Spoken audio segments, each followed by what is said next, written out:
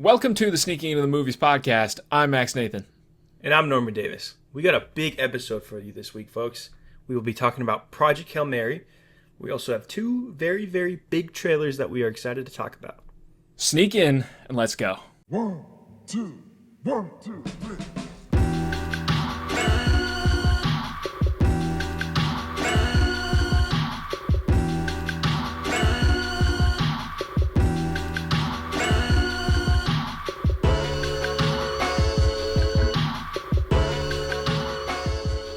We are back, as we always are. Before we can talk about Project Hail Mary, there were two very big trailers that came out last week after the Oscars. Right off the heels of losing Best Actor, Timothée Chalamet said, "That's fine. By the way, I'm in this movie this year called Dune Part 3, and we're going to put that trailer out tomorrow and completely regain the narrative. Sorry, Timmy haters, it's not going to happen. He's here to stay." Mm-hmm. And yeah, we have gotten our first trailer for Dune Part 3. Max, how are you feeling? I'm feeling pretty goddamn good. That trailer was fucking sick. Yep. You got Timmy going nuts, doing his whole Fremen's battle cry, what sounds like, over the whole entire trailer. You heard it in all the memes this week. It's just ever present now. It's not going to go away because it's fucking awesome. Norman, what did you think of the trailer? I'm over the moon excited for this. I have read the first three Dune books. So Dune, Dune Messiah, and Children of Dune. Oh, nice. Dune Messiah. I didn't know you read all the books. I've actually read them like twice. And I don't read Damn. books at all, like ever. Love the Dune books. And Dune Messiah is my favorite one. It is insane. It is a total tonal everything shift from the first book. I guess for those of you who don't know, Dune Part 1 and Part 2 were just the first book. Dune Part 3 is Messiah and probably also Children of Dune. The books get crazier the farther you go. So I don't know how far they'll go. But yeah, this looks amazing. This is checking all my boxes. This is looking insane. I'm seeing stuff. I won't spoil anything, but from the books, it really seems like, they're going to kill it. This will be the best one. I guess is what I'm trying to say. This is what you're planting your flag now. This will be the best one. Zero doubt in my mind. I think it's the best book. Okay. I said when Dune Part 1 came out, or not when it came out, one of the times I saw it, I put in my Letterboxd review, the craziest thing is that Part 2 will be even better than this. Mm-hmm. Because Part 2 of the book's just cooler. Would you agree that Part 2 is better than Part 1? Part 2 is more action-packed. I have a soft spot for Dune 1, though. Even like the kind of... It's a giant movie, but it feels kind of quaint compared to Part 2. But I love both. I get where you're coming from. I think this one's going to kill it. I'm so excited. Robert Pattinson's in this. He's like the coolest guy ever. You like that character a lot, too, right? Cytail or whatever his name is? Cytail, yeah. He is a shapeshifter. He is a sneaky guy.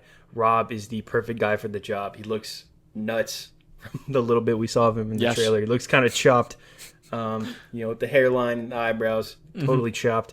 Mm-hmm. But yeah, this is going to be awesome. I can't wait. This movie has a new cinematographer, which is kind of a big deal. Greg Fraser, who we'll be talking about more today. Mm-hmm. He's doing those Beatles movies. Yay. But yeah, it's Linus Sandgren, who has done La La Land, Max's favorite movie, Babylon. Mm-hmm. But yeah, it looks beautiful. You can only tell so much by watching this on your phone or on your TV. Did you get this trailer before Project Hail Mary, Max? I saw some folks did. Okay. Did you? How was it looking? No. Interesting. Maybe it's like an IMAX exclusive situation. Probably. But it looks fantastic in IMAX. It's the best use of that format. I mean, we gave out our best IMAX award for the Sneakies last week, and that's clearly a front runner for next year for that award. They are going up against God himself, so we will see. True. But yeah, this looks awesome. They are keeping that December 18th release date. I don't know how much we talked about on here, but Max and I have definitely talked about Is this going to move? Is Avengers going to move? What's going on? But yeah, they're keeping the 18th and they're getting the IMAX screens. So Yeah. looks like Doomsday is happening for real. Yes. What Yeah, a for those that are not in the loop on this. Oh, yeah, I guess so. Avengers is coming out on the same day as Dune Part 3, which for us is magnificent. We're obviously very curious to see what happens with the box office there. Norman, you have voiced concern about this entire thing here. I've been a little less concerned and more on the I've come optimistic around end. to it Okay. now that it's happening. It's not going to be a Barbenheimer thing. 'Cause those movies were just so like different, like different audiences, and I think that's what made it so fun. Was bouncing from Barbie to Oppenheimer. These, for a lot of folks, are kind of going to scratch the same itch. I think both these movies will do fine. I think Avengers will make more money. It's just how it is. I think Dune will be infinitely better, but What if walk with me here? What if Avengers is just an absolute mess? Like an absolute tire fire, incomprehensible, just like our worst case scenario. I guess our worst case scenario could probably still do pretty good because our worst case scenario would probably be like if it feels like Deadpool and Wolverine, where it's just like, I was going to say that movie is a dumpster fire, and Yeah. it went on to make $1.5 billion. yes, it did. I just think that Avengers name is just too strong. This movie could be awful. So you there've been don't see terrible. You don't see any world in which Dune does better, or in the same neighborhood. I don't think in the same neighborhood is too crazy to say, but I Okay. don't see a world where kids aren't really going to see Dune 3. Kids are going to see Avengers no matter how good or bad it is. You can't really take, I don't know. Would you take the whole family to see Dune 3? My family, yeah, but it's a little different. But you don't For a got small children. Yeah, No. I'm talking. No. Yeah, I take my parents to see Dune 3, but I mean, Yeah. if I'm a parent who wants to take my 8 or 9-year-old kids to the movies, I'm probably gonna pick Avengers when it comes out of these three movies. For the littler kids too, it's kind of Dune's a little too like violent and potentially scary. This one maybe. Scary. They're slow too. They're I loud. don't- yeah. So yeah, maybe not the whole family for Dune 3, but I think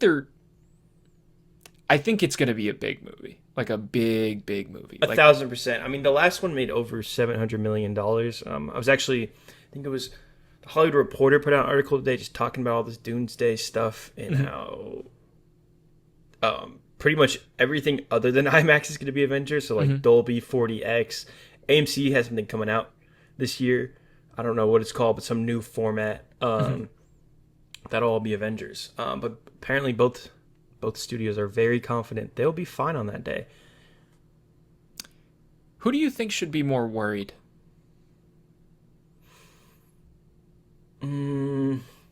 That's a good question. There's both of them have reasonable concerns about the opposite. I would think I would say Dune. okay, just because it's not called Avengers on that sole basis Yes, alone. and like I said, it kind of scratches the same itch. Okay. There are a lot of people, I'm not even saying this in a bad way, but who don't view movies and art like the same way we do, and a lot of people do. A lot of people just want to go see a big action movie. And they're probably going to pick the one with Captain America in it. I don't know. I've come around. I don't really think this movie has anything to worry. I think they're both going to do really well. We'll never know, but I'm curious how well they would do if it was just either or on that day. Yeah. I But mean, I think- we'll never know, but I personally, and I've kind of always thought this, and this is kind of what we've been arguing about for the last couple months. I think the differences in audience between Barbie and Oppenheimer have been overblown because so much of the phenomenon was, like you said, switching back and forth. Like, I'm going to go see Barbie and then I'm going to go see Oppenheimer. And sure, there were probably, people here and there that just saw Barbie or just saw Oppenheimer and didn't do the double bill. But I think there's probably a lot of people, a large portion of that audience that does overlap. And I think for No, something I like agree. this, it's obvious that there's a ton of overlap for these two because they're both gigantic spectacle action movies in different ways, and in some key different ways that kind of mirror the Barbie Oppenheimer situation. Because on the one, Dune is obviously the Oppenheimer in this situation, and Avengers is obviously the Barbie. There's some clear parallels there. So I think for that reason, I don't think anybody should be worried. I think this is going to be a huge success for everybody involved. And I think, for the people who want to see these movies, for the people making these movies, I really hope Avengers is good. I have no concern about Dune. That's going to be what it is. I really hope Avengers is good, because if it's not, then all of this could kind of get a little sour here. But Avengers is also one of those movies that'll just have like such an insane opening weekend that it won't matter how, like, word of mouth and everything. Also, the next trailer we're going to talk about, I think Marvel will buy a lot more goodwill with people this year. yeah, I think so. Do you want to transition into talking about that trailer Let's right just now? transition to Let's that. do it. Yeah, we got the first trailer for Spider-Man Brand New Day. Before we even talk about the trailer, they rolled this out in a very interesting way. Throughout the day, they just posted 1-second clips from the trailer. What did you think about this strategy? Dumb. Terrible. Yeah. One of the worst marketing announcement things I've ever seen. Yeah. It's like they're trying to think of, like, pretty much everybody nowadays is trying to, like, reinvent the wheel with social media and reaching basically us, like Gen Z, Gen Alpha audiences. And they came up with this idea, like, we're going to drop the trailer by giving 1-second pieces of it to, like, influencers, I think was the idea. And they're going to, like, fans are going to post these 1-second little clips. And it's like, you and I, for sure, like, we were both kind of paying attention to all this. It kind of got us excited, involved. We were talking about the shots. So in that respect, I guess it worked. But it's kind of annoying to see such small bits of the trailer before. Like, just show me the damn thing. I mean, what did you think of it? I thought it was such a dumb idea. Yeah. It was just show me the damn thing. Or do one of those stupid trailer for trailer things where you show 10 seconds and say the trailer's tomorrow. I hate those, though. I don't like that. I don't at like all. them either, but like it's Spider-Man. It's a trailer people are gonna watch. This would be something if it was like Thunderbolts or whatever, where it's not really on their radar and all these clips are coming out. But like, it's Spider-Man. It's like he's the character everyone's gonna talk about. So you're posting these 1-second clips and people are micro-analyzing them. You're posting clips with awful green screen and CGI. That's all people are going to be talking about for hours until they see the next one or whatever. I don't know. I wasn't crazy about this. It felt pretty sloppy too, because any editor understands that, like, it's weird when you cut 1 second out of something and you leave the audio in without context. It's like it doesn't play the right way. You're just getting, like, a blast of noise and maybe some piece of score that might make sense in context when you watch the trailer, but it's just kind of like sounds like a loud noise out of nowhere when you watch this 1-second clip. It's like, it was very weird the way they did it. Like, I think I would understand if it was like, it probably would have been slightly better if they did it as GIFs. Maybe. Or something like that. Because the audio was throwing me off. I was like, this feels so sloppy the way they did it. It's like you'd hear, like, doom, like, as part of the thing, and it's like, we don't need this. Yeah, no, I'm with you. I thought it was silly. I didn't even know they came from influencers. I don't know where they came from. I thought Tom Holland. I don't know any influencer that kind of dropped one. I didn't see them. Why the from fuck are you using influencers to sell a Spider-Man movie? Also, I fucking hate influencers. That's part of the trend with just movies in general nowadays. Is like influencers are kind of like. But I understand that if you're a smaller movie or something. But like Spider-Man, I don't know. What can you name one influencer who dropped one of these clips?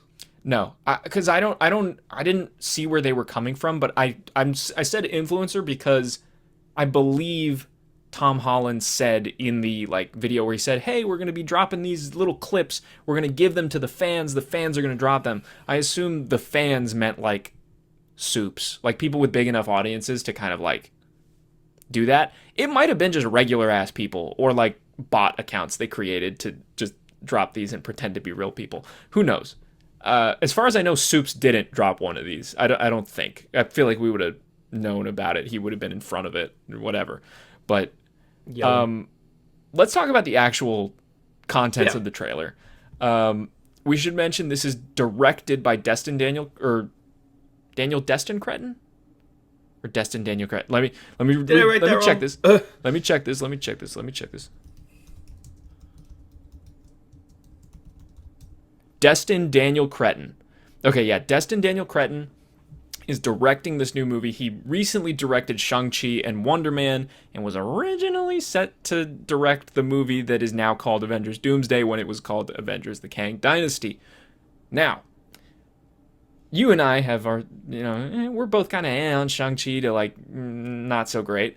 Wonder Man I have seen and is excellent. It was a really, really great surprise. You can tell this guy has the sauce. Even parts of Shang-Chi, I'm not crazy about the movie on the whole, but I think that bus fight is one of, if not the best choreographed action sequence in the MCU.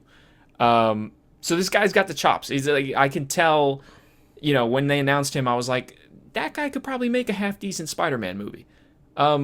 What did you think about the way that this movie looked? Like visually? Yes. Give me everything. A step up from No Way Home. Okay. A little baby step. Yes. Okay, here's the thing. I don't know if you read this. I don't know if you remember. So this trailer leaked online like months ago, like in December. I do. It was like a recording of someone's like. It was like a trash version of it. It was toaster footage, and it was also unfinished.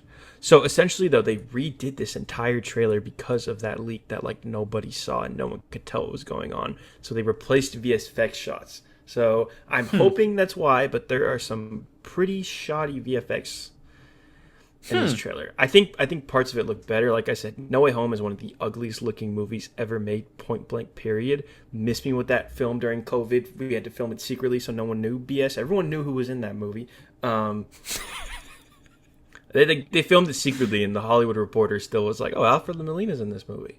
Yeah, Andrew Garfield's ordering DoorDash in Manhattan. Yeah, I don't know. Or in Atlanta, I should say. But yeah. Yeah, but a lot of the stuff that wasn't him as Spider, like him as Peter Parker, looked a lot nicer. Like that one shot of him falling down and him at MJ's party or whatever that was looked nicer. Hopefully they can clean up a lot of this VFX stuff before the movie comes out. They did shoot this movie like less than a year ago, so don't have the highest hopes. It's a tight turnaround. They shot this movie like last summer. This wrapped in like October and November. Yeah, so that's a pretty tight turnaround for a movie that's probably going to have pretty heavy VFX. It's a Spider-Man movie, but also another thing that I wanted to talk about is the Hulk's in this movie. This movie's going to have heavy VFX. Is the Hulk going to show? We see Bruce Banner in the trailer, and I have said, I don't know if I've said on the podcast, but I've said to you many times before, I don't know why they're not calling this Spider-Man versus the Hulk, because that's an instant, like, $2 billion, I feel like. That would be nuts. There was, like, some backpack or something that leaked that had the Hulk on it. Okay. There's zero doubt in my mind the Hulk is going to be in this movie. He's probably going to be, I think this has been rumors or whatever, but I think they want to do like the savage, crazy Hulk that everyone's been complaining that we haven't gotten since. We haven't had good Hulk since 2012. I mean, it's been or Avengers: Age of Ultron, if you want to go there. Like that was kind of fine, but the Hulk is one of my favorite characters in Marvel Comics and Marvel in general. I am probably one of the only people that can tolerate the Incredible Hulk with Edward Norton. It's one of those core movies for me, inexplicably. That ain't even the best Hulk movie, though. No, it isn't. I agree with you, but it's just one of those movies for me. Yeah, no, I get you.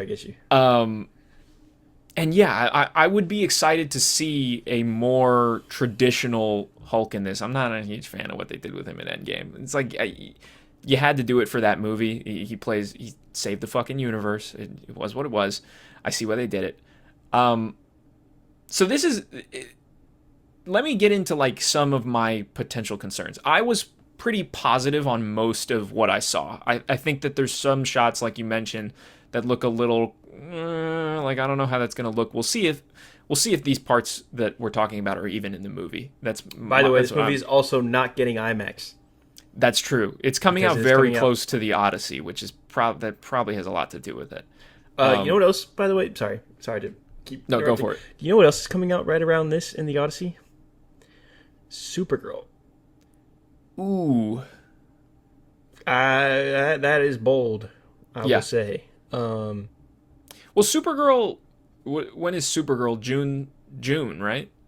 I think Supergirl's like a month before, right? Is it? I think it has a whole month of runway, if I'm not mistaken. Let me take a look here. Yeah, take a look at that.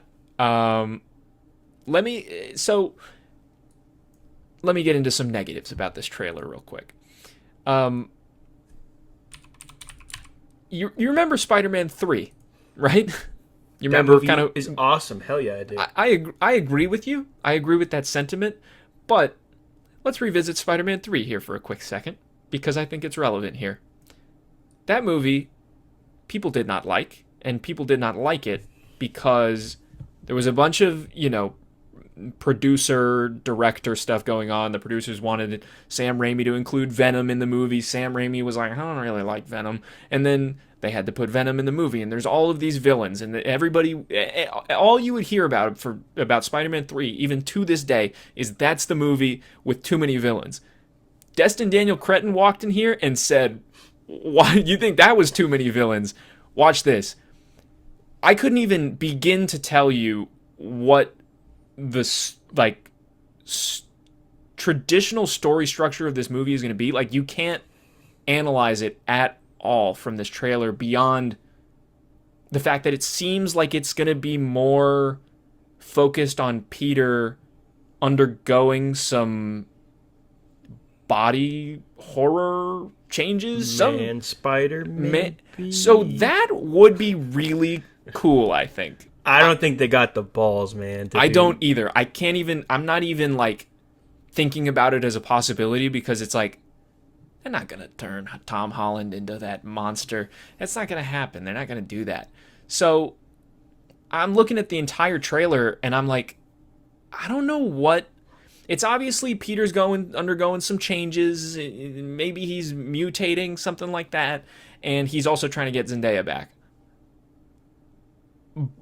There's just a whole bunch of extra stuff there. Like, what could possibly be going on with the Scorpion, Tarantula, the Hulk, the Punisher, there's one other villain in this. There's one with the boomerangs. Who's the guy with the Grey? It's Boomerang. It's Boomerang? Okay, Boomerang. There's maybe Jean Grey, Sadie Sink. Tombstone is in this. Maybe Jackal, I've heard. Maybe 8-Ball, I've heard. Okay. There's 100 guys in this movie. Norman, make sense of it. Okay, first of all, never talk shit about Spider-Man 3 again. You could have said Amazing Spider-Man 2, because that is a dog shit movie with a million villains in it. Yeah. I ride or die for Spider-Man 3. I do too. I'm not talking shit, but I'm just saying, all you would hear about this movie... I understand. I'm just going to go ahead and guess that, like, Tarantula, Boomerang, all the goofy guys, Big Wheel, Fence Eater Man, those are real Spider-Man characters. I doubt they'll be in this movie. It's probably going to be something like in the Fantastic Four, where they had, like, that opening montage of them, taking out Mole Man and Red Guardian, or John Malkovich, who they took out of the movie. Yep. But it's probably going to be like that. I don't think Boomerang or Tarantula are going to be hanging around till the end. That's exactly what I was thinking as well. I thought, like, whenever you see those shots that I think we're both in agreement look kind of weird, like with Boomerang and Tarantula, and also I'm going to include the one that's mirroring the first Spider-Man cover where he's, like, swinging with the guy under his arm. Like, I think all of those shots look just a bit off. They don't look great. Just a bit is polite. A little bit. And I think that those, like you said, could be included in some kind of opening montage that say, I'm Peter Parker, and this is what I've been up to lately. I fought this tarantula guy, I fought the boomerang guy, I saved this guy, that kind of thing. Like, that seems pretty likely. The Punisher, the Punisher's in this movie. Mm-hmm. He's gonna be in this movie for one scene. He's gonna be whatever this action. Well, he's in this trailer piece. He's in this trailer for 2. No, he's not. Yes, he is. Is he? He's in the van when he runs Spider-Man over, and there's like a tank, and he's driving down the street. And then there's another scene where he's kind of walking around on like he's got a gun in his hand, of course, and he's like, "You're losing it, kid," and he's like walking around some, like, I can't really tell where the environment is. It looks power plant-ish. Okay, then maybe he'll be in 2 scenes in this movie. But I don't think he's gonna be. I don't know. I mean, your guess is as good as mine. 'Cause, yeah, I do agree. This looks like a mess. We supposedly don't know who Sadie Sink is playing. I think it is clear as day, especially after this trailer, where we see people being mind controlled, and also Spider-Man literally mutating. Like, yeah, you can kind of see where this might be going. Yeah. How do you feel? How do you feel about that? About the Spider-Man mutating thing? About Spider-Man. Well, about the potential involvement of X-Men in this movie and the potential connection between Spider-Man and the X-Men going forward. I don't really know until I have a full idea of what's going on. Yeah. So it wouldn't be the first time they did this, where they connected a character to the X-Men that's not traditionally. They did this with Miss Marvel. I don't think they're gonna go all the way like they did with her. Mm-hmm. I mean, her they killed off that character in the comics, brought her back to life, and turned her into an X-Men. Feige, we need to talk. But I don't know. I mean, if they're trying to do the new X-Men, it would make sense to put one in the movie that's gonna make $8 billion or whatever, before you do Secret Wars, so at least makes a little more sense for people. But yeah, I mean, I like the Man Spider idea. I do understand how that could bring in, the mutant conversation. I don't totally hate it. Sadie Sink is Jean Grey. We will see the X-Men are characters I hold near and dear to my heart. So I will be skeptical until I see what I see. I'm glad Jake Schreier's doing the movie. Thunderbolts was lit. But yeah, I don't know. I hope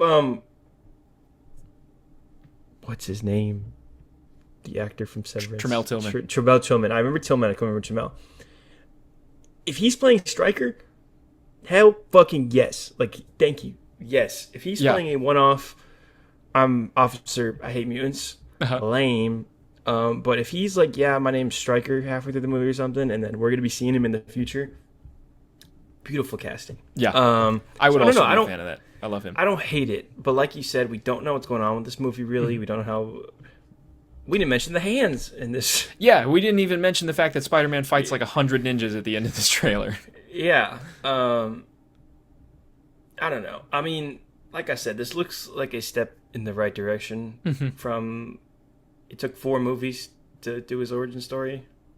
Well, the other big worry that I had about this movie is it's another... We're doing the origin story again. Like, it's Spider-Man is brought back to square one, and he's got a new... he's got to get the girl, and he's all alone, and he's still learning how to become... Spiders have 3 life cycles, and we're going through a new one. Rebirth. It's a reboot again. It's the same thing. That has me a little bit worried. A little bit. I think this looks good, but it's another origin story. It is. I will say, I'm very excited about Tombstone. Tombstone is awesome. He wasn't in this trailer. I think that was his voiceover. A lot of people think that's Keith David. It's Keith David. Okay. It's Keith David. So... Is he playing like Jackal or someone, or... I don't think so. I think Keith David is probably playing like a notable... Because why would they give Keith David random voice? Here was my Here was my theory that I thought in my head, I was like, at first I thought about it and I was like, that's kind of dumb. And then I was like, wait a second, that could be kind of fun. I've never seen that done before with an actor of that caliber, especially. But when I think of Keith David, I think of that damn voice. His voice is magic. And I was thinking about like comic books in general. And when you look at comic books and when you have like, when you read comics, you have those little squares in the top, top left when you start reading, and you get the narration. It tells you where Spider-Man is I see at. where you're going there. What if Keith David is the narrator for this movie, and you have him popping in and saying, Peter, has to go do new adventures, this kind of thing. Like, I was like, I wouldn't be mad if they tried it. It seems like something that's worth trying in one of these movies, and with an actor like Keith David, it's no better guy to pick. That is an awesome idea. No way.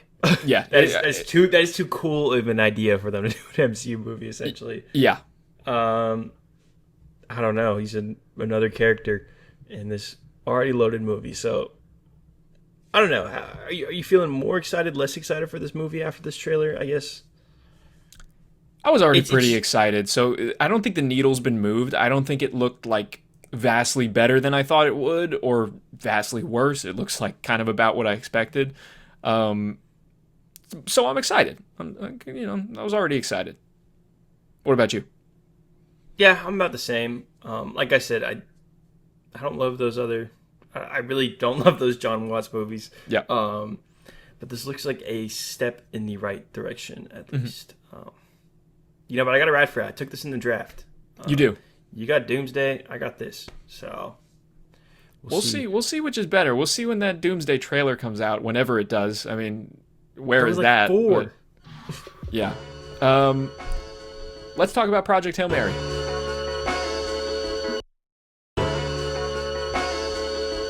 And we are back. We are talking about Project Hail Mary. It's been a highly anticipated movie for a lot of people. A lot of real Clearly. positive. Yeah, a lot of positive talk about this for a while. Seems like MGM and everything's been very proud of this movie. Mm-hmm. But yeah, it's hard not to get excited. For starters, this movie was directed by Phil Lord and Chris Miller. This is the first movie they've directed in over 10 years, which is kind of crazy to think about. Wow. Yeah, but their resume totally speaks for itself. Mm-hmm. Their first movie was Cloudy with a Chance of Meatballs. They then went on to make the Lego Movie. They then went on to make the 21 and 22 Jump Street movies, which I love those movies to death. Like, all these movies are great, but those were some of the first rated R movies I saw. I've seen both those movies 100 times. I have both of them on Blu-ray. I love those movies. Get that ready to go. Yeah, had that ready. You keep that in your back pocket at all times, don't you? Always. Hey man, I got my Lord and Miller's. Whoop. There you go. Slip cover and all. Yeah, slipcover and all. But yeah, so they haven't directed in a while. They tried directing the Han Solo movie.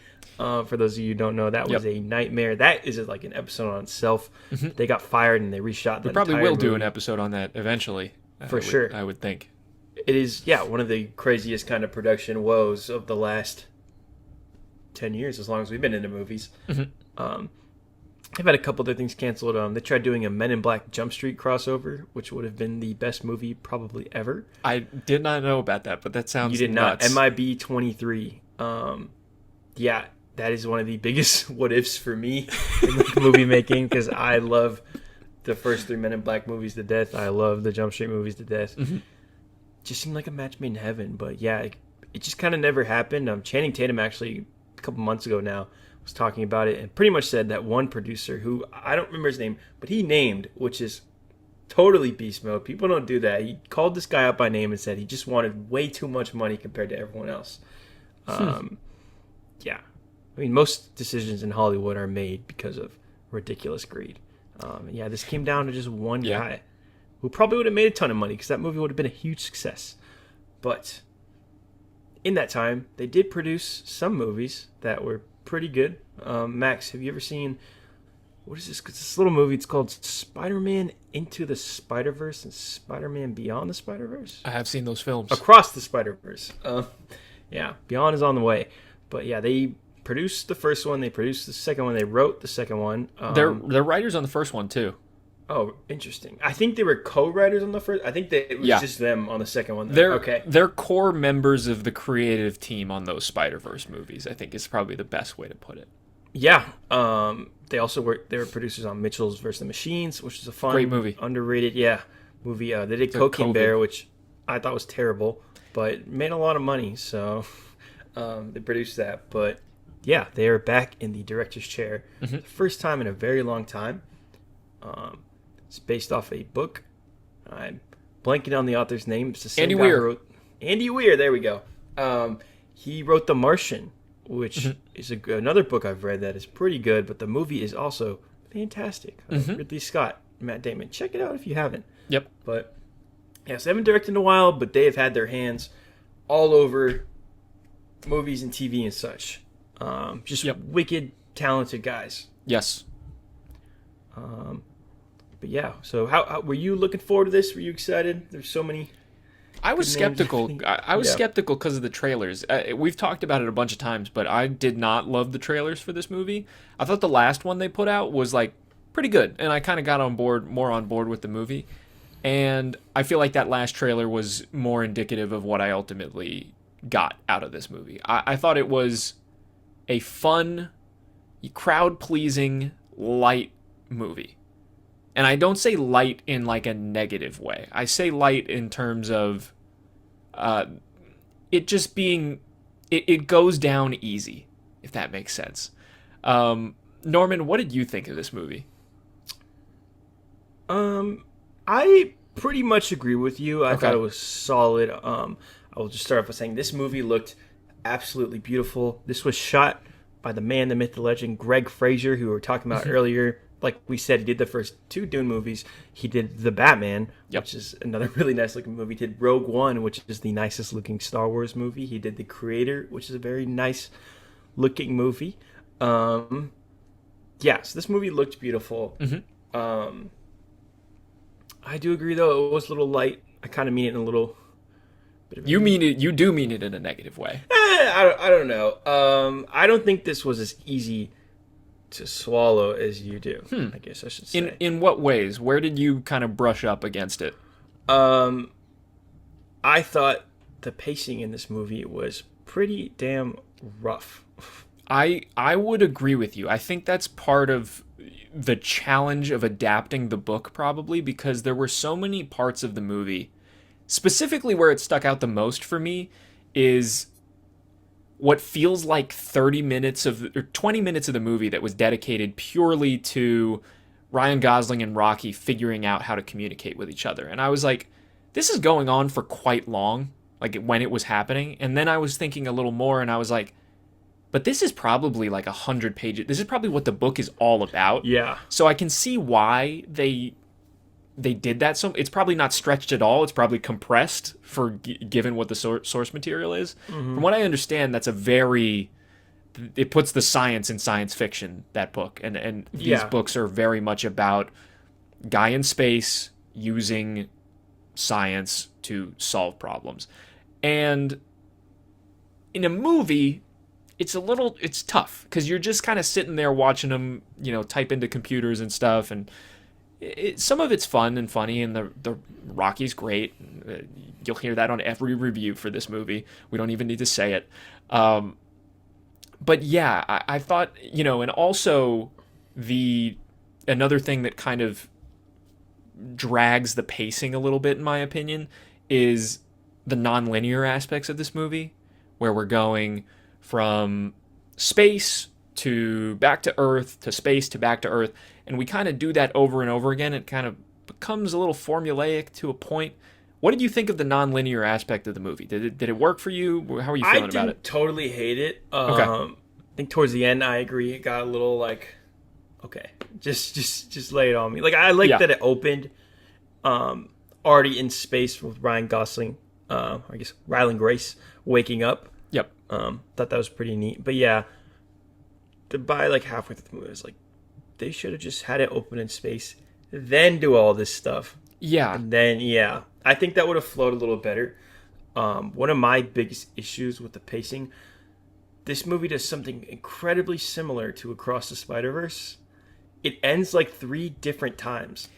Yes, it fucking does. Spider-Verse does the same thing. Mm-hmm. Honestly, Across the Spider-Verse, I love that movie to death. I could watch that movie every single day. I have a poster of it up in my room. I got the Steelbook. It's like the greatest movie. Yep. That movie has some pacing issues, especially towards the end where it ends 3 times. It got to a point in the last like 20-30 minutes where I wasn't like not enjoying what was going on or not engaged or liking the movie, but I was just like, wrap it up, because you already ended it twice and it's still not over. I hate when movies do that. I know exactly what you mean, and the point specifically where I was like, okay, but no, I kind of wanted him to just go home and be done, is when he realizes that, you know, there's been a leak in the astrophage thing, and Rocky is going to be in trouble, and it's like, oh, we finished it. Go home now. And then he goes back and he saves Rocky, and it's great, and we love it, and they're great together.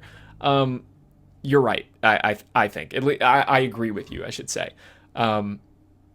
It does overstay its welcome a little bit, in my opinion. That being said, I think that this movie is, you know, when it does reach the highs that it does, it really does. It really does kind of evoke a feeling that only a movie this big in IMAX can really do. Let's just talk about, you know, going to that planet and getting the. This is all such science.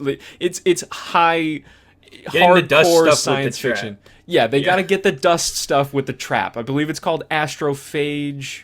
Yeah, astrophage. They got to get that. And the astrophage, like.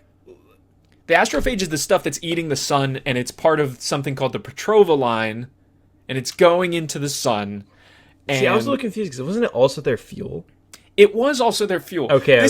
Okay. Yes, we're on the same page here. It's a little confusing. Okay, so he has to get the thing in the ball. That's all you need to know for the scene to really work for you, and it did work for me. I thought that was clearly the best scene in the movie.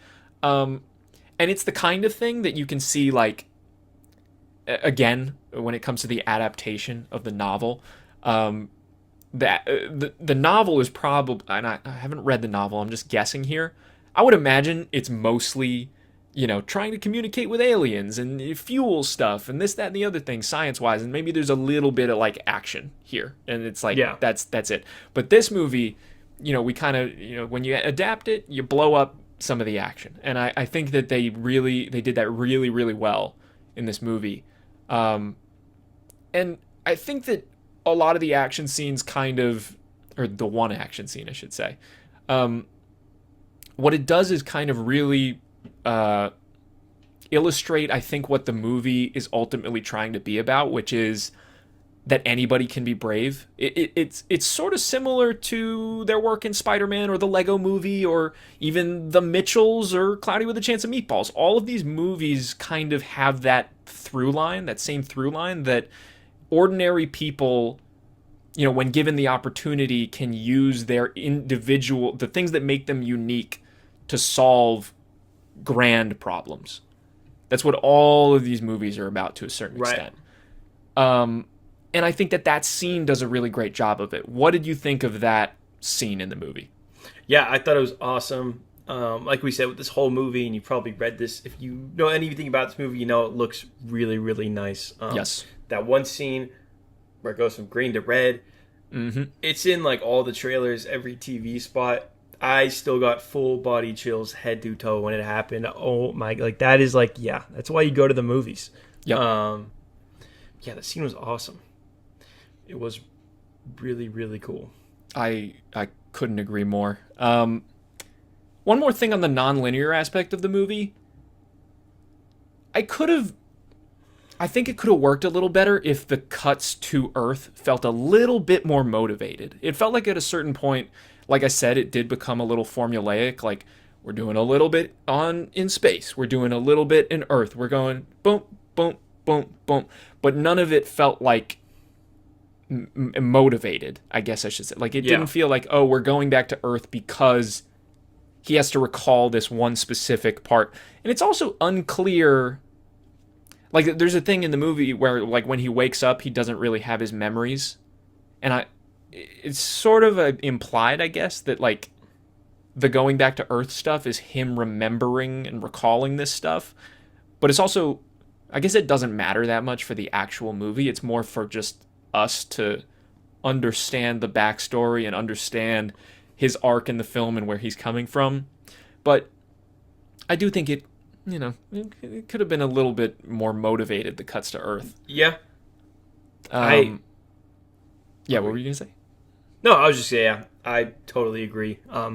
Yeah, towards the end of the movie, it just felt like they were like, oh shit, like we don't know why he had to go to space, and they were just like throwing it in there. Yeah. I like the idea. I really liked everything on Earth.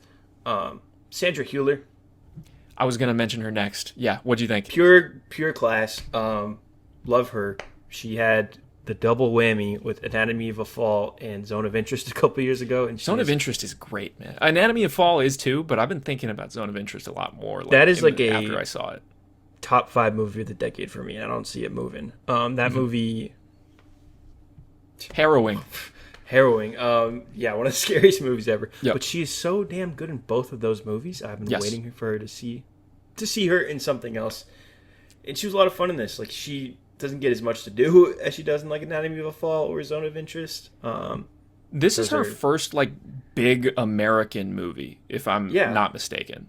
And this is a good one to be in. You know, Yeah. like like we like this movie. We're not as hot on as clearly a lot of people are. We'll talk about it. This is probably gonna be at the Oscars next year. This got like an A cinema score, which most movies don't. It That makes means sense people to liked me it. though. Yeah, this is a movie I will have zero issue recommending to literally anyone.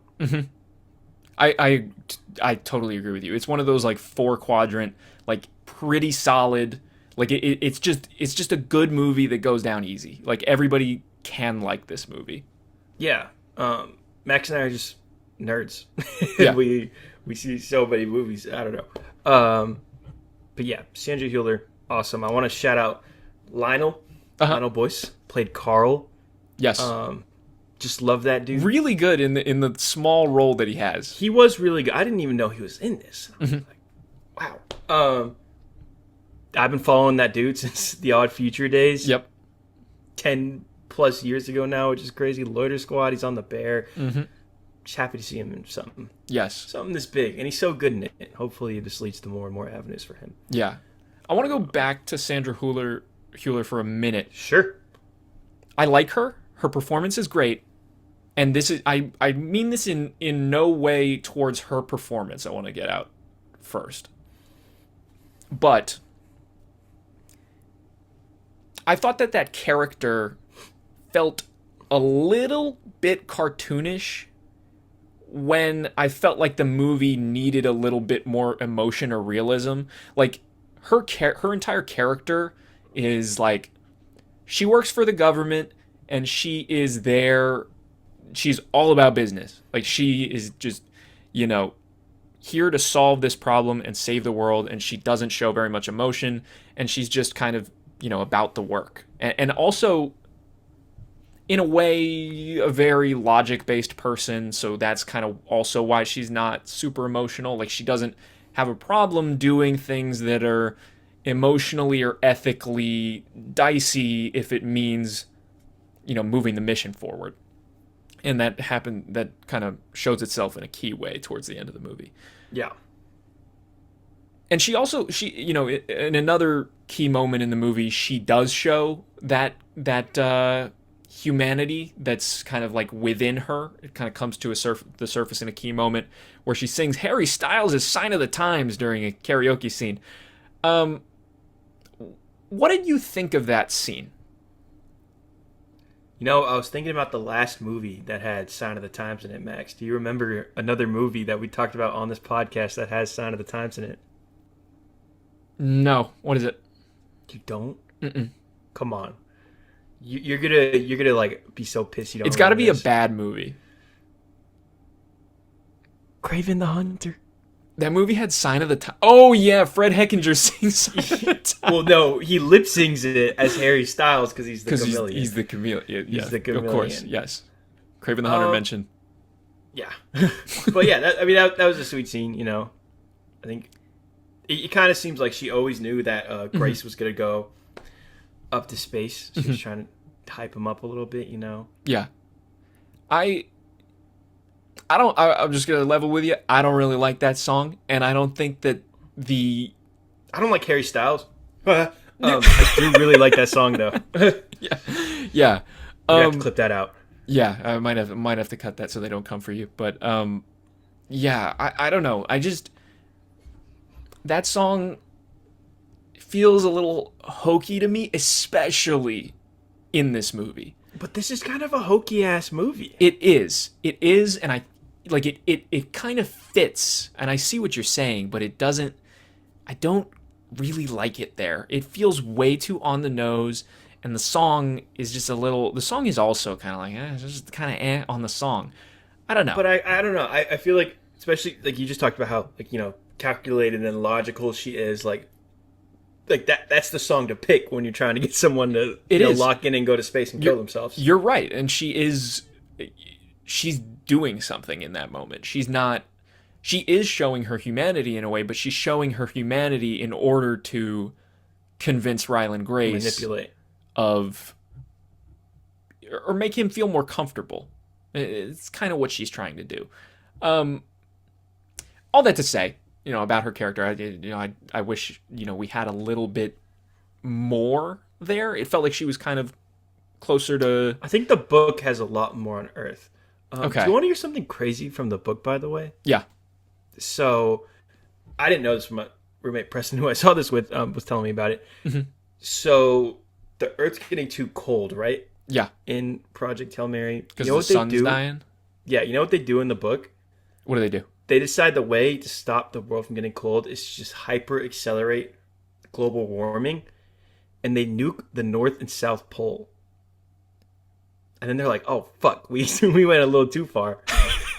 But yeah, they nuke the North and the South Pole, which imagine seeing that in IMAX. That would be crazy. I mean, yeah. I don't know where that would fit in or whatever. They didn't really focus on that too much, but yeah, I just thought that was insane. It does sound the book. It does sound cool. It does sound cool.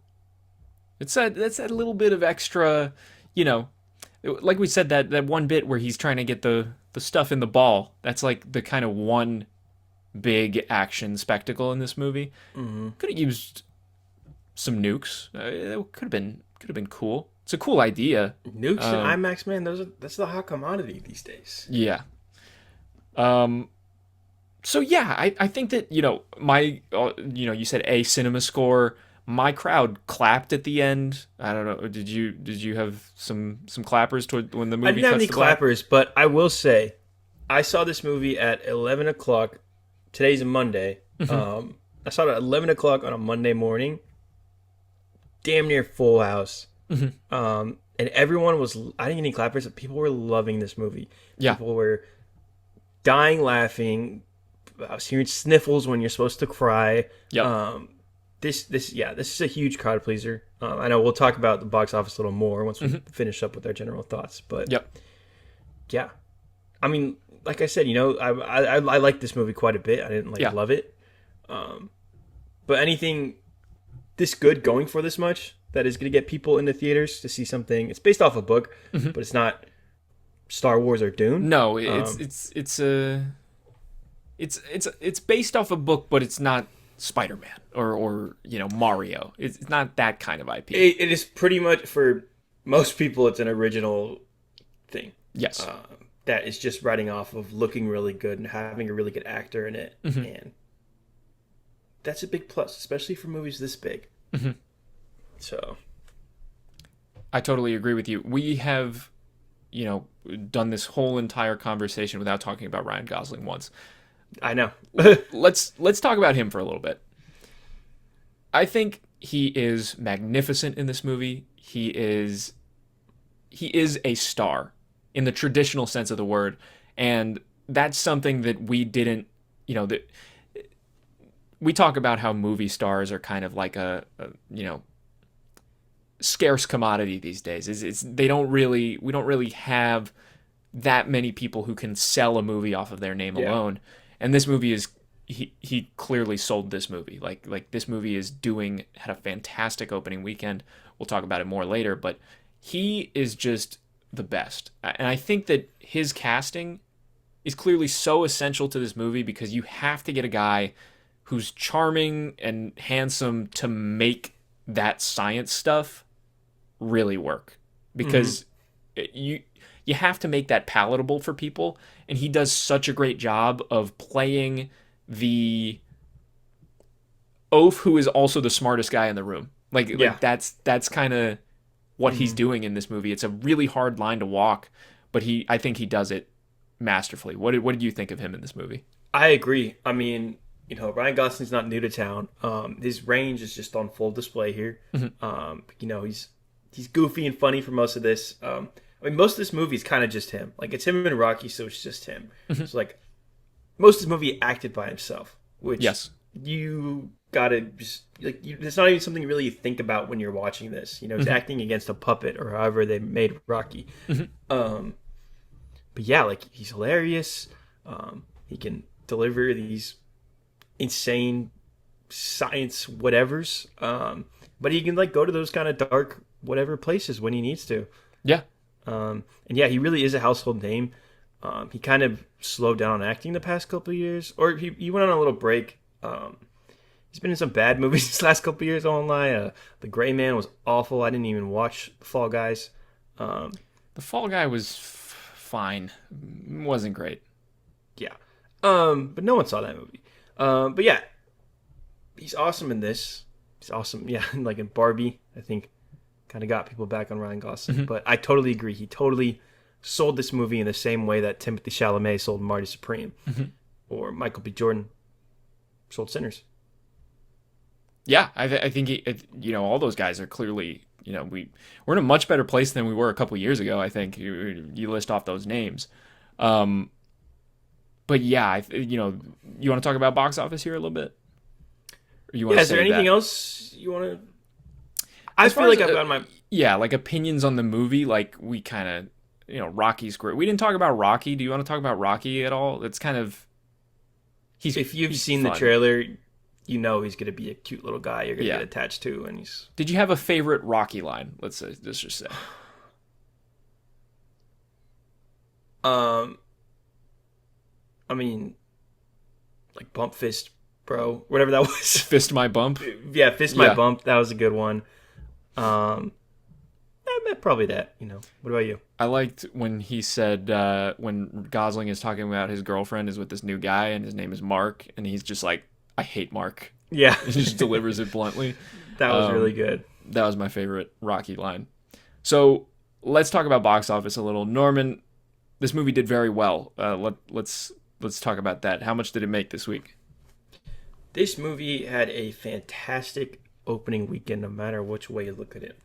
This movie did $80.5 million domestically. That is Amazon MGM's biggest opening ever. And in America, this is the second second biggest opening for a non-franchise film after Oppenheimer, which made $80.6 million. So crazy close. And then it made around $60 million from the rest of the world, which brought it to about $140 million worldwide. The biggest opening of the year so far. This is Amazon MGM's biggest opening ever. This movie had around a $200 million budget after all the fake Hollywood tax whatevers. And I think this movie is going to have pretty good legs because this movie, like we said with the cinema score thing, great word of mouth. I would recommend this movie to anyone. I agree. I think it's a really easy movie to recommend. Yeah, it's just a good movie, It's I don't think it's amazing. I don't think it, no pun intended, totally shoots for the stars. I don't think it'll be my favorite movie of the year. But yeah, it's just like a damn good time with the movies. It's one of those movies you're like, this is a movie theater ass movie. I don't know. There's no better way to put it. Yeah, I know what you mean.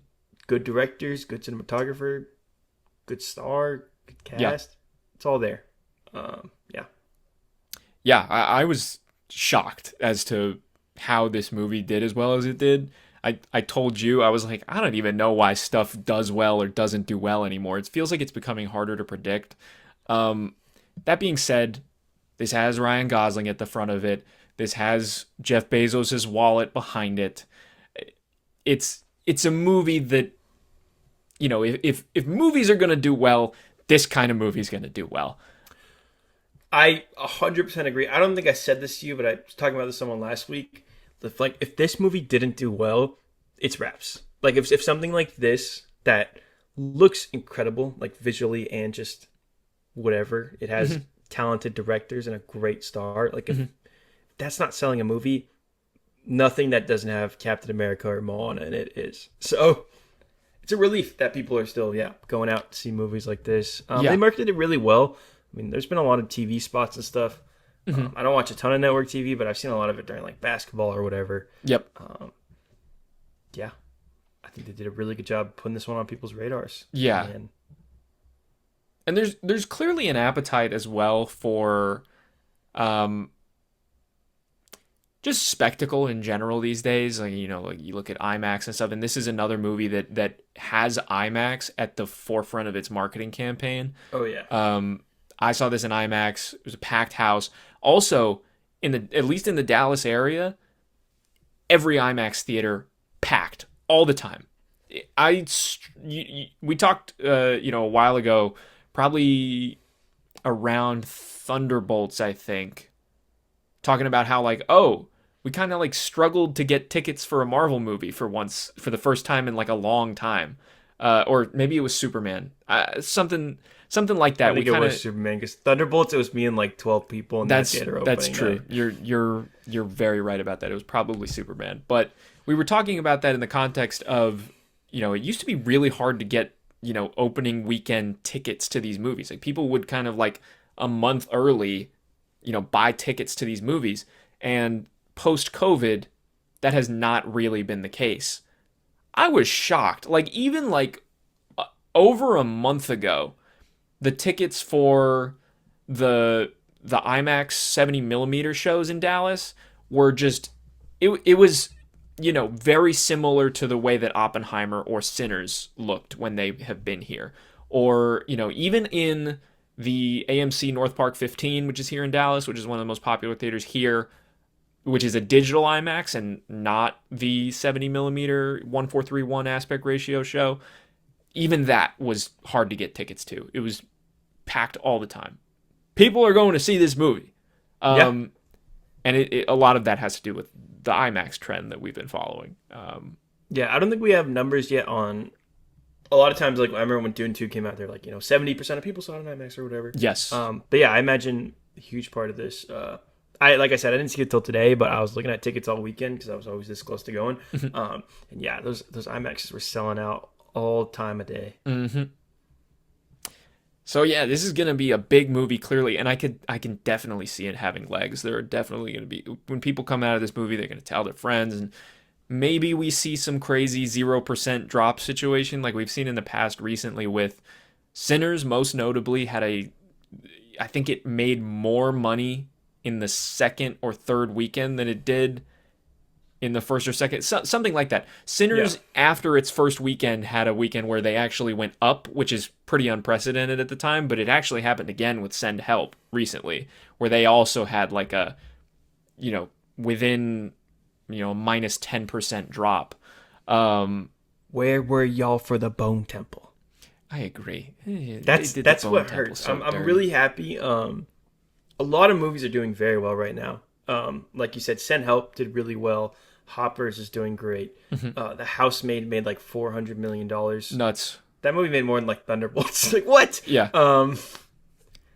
I think where were y'all for the Bone Temple? I think it also, you know, all of that, including Project Hail Mary in this instance, it really shows that the tides have changed. And we were talking about Avengers at the start of this podcast, and I think it should be very scary for the people at Disney that it really seems like the tides are changing and people's appetites for what they want when they go to the movies is changing. People seem to want original stories, or stories, like you said, that feel original. Because a lot of these are based on, books and things like that. Yeah. But they're not, Sonic the Hedgehog. It's not like a super ever-present thing. I agree, but they also do still want that stuff. Like no doubt, Zootopia no doubt. 2, Lilo and Stitch. Did you see that Moana trailer today? No, I would imagine it looks awful. It looks beyond horrendous. It will make $1 billion. It might be the highest grossing movie. That movie might make $2 billion. Yeah. The Moana 2 numbers were nuts. It's the most doing a double take ever. K-pop Demon Hunters. Moana 1. Moana 1 is the most streamed movie ever. Mm-hmm. It was for like 4 years in a row, and I think just overall, which is why they've made 3 Moanas in the past 10 years, essentially. Yeah. But yeah, no, I totally agree with you, though. Not to downplay it at all. Yeah. People do want this original stuff, which is nice. And even, I think you can even say, like, the original stuff is one thing, like, let's call Project Hail Mary original for the sake of this argument. It's based on a book. We've said that many times before, but it's something that's unfamiliar to most people. You mentioned Project Hail Mary. You mentioned Hoppers. You mentioned The Housemaid, also based on a book, but not not a super duper popular thing. We have these Colleen Hoover adaptations, which I'm not crazy about, but a lot of people are. I mentioned Sonic the Hedgehog as being part of the, closer to like the Avengers stuff. And it is, but it's also not, because we haven't had decades of Sonic the Hedgehog movies. This is a relatively new thing, and we're going to do a gaming episode at some point. We are. One of the highest grossing movies of the year will be coming out in a couple of weeks. Exactly, the Mario movie. Yeah. That, I think that, that stuff is obviously based on some of the, most popular intellectual property that we have in Mario and the Nintendo stuff and Sonic and that kind of stuff. However, we don't have decades and decades of Mario movies and stuff like that. Like this. No, I agree with you. It's kind of a new thing to a lot of audiences. Like, people haven't been watching, Mario movies for years. We haven't had a Mario Infinity Saga or whatever. Like, it's kind of new. It's based on stuff that's extremely popular, but it's pretty new. And I think you can lump it into this trend. I would disagree, but I get where you're coming from. Mm-hmm. I'll start. This is my baby right here. Yeah. You know what I mean? Yep. That Mario movie's terrible. It feels like... Because it feels like a movie that came out 15 years ago. I do understand that, like, the drive of, like, this is a new IP. Which, I mean, yes, but also, like, you're getting He-Man this year, which is going to make $6 and looks awful. So, I don't know. I think... This sounds dumb, but like movies just need to look good. Like Hoppers looked really good. I haven't seen it yet. You really liked it, right? I did. Yeah. So I don't know. It's just so hard to predict, but it does seem like we're on the right path, which is, I don't know, exciting. It is exciting. Okay, wrapping up here. Any final thoughts on Project Hail Mary? Good time. Go see it. Yeah. The ending, I echo those sentiments as well. I think it was good. You should watch it. It's a lot of fun. Bring the whole family, even. Yeah. Our problems are very minuscule in the grand scheme of things, and I still enjoyed the movie from start to finish, even though there were some parts where I wasn't too crazy about what was going on. Yeah. I want to mention really quick, I thought, we talked about how it ends multiple times. The real ending of the movie.